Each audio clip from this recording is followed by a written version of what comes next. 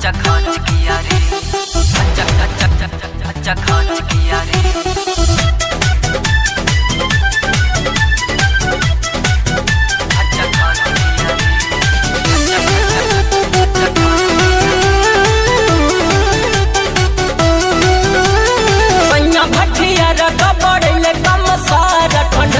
जवनिया के पारा सखिया कटत न खरतिया कोई ना अब हमरो गुजारा। सैया भट्टिया रगा पड़े कम सारा ठंडल न जवनिया के पारा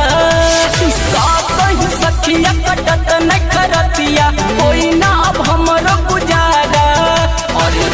के मोबाइल देख के टच किया रे सैया कोरावा उठा के घचा घच किया रे। इन्हें उन्हें जगह पर टच किया रे सैया कोरावा उठा के घचा घच किया रे। अरे कैसे बताऊं कि क्या होता। Music by Arya Sharma.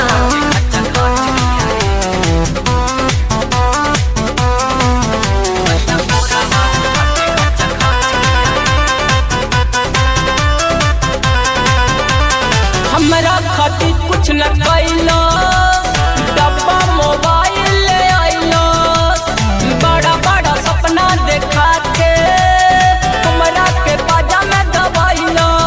कैले काम सखी सुना नहीं लीगल बा कहीं सुबह हंस दे हमर भी जलबा।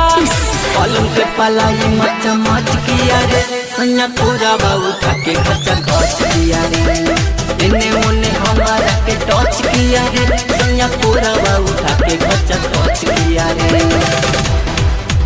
घचा घच किया रे, घचा घच किया रे।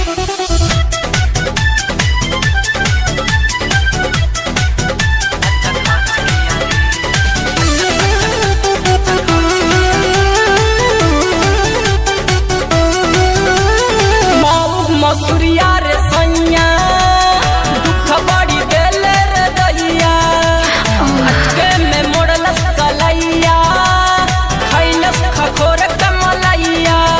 रात हमरा साथ सुना बड़ी घात हुआ रे नहीं प्यार वाला कब मुलाकात हुआ रे।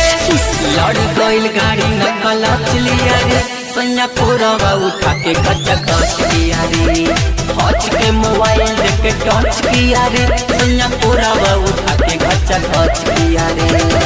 ओहो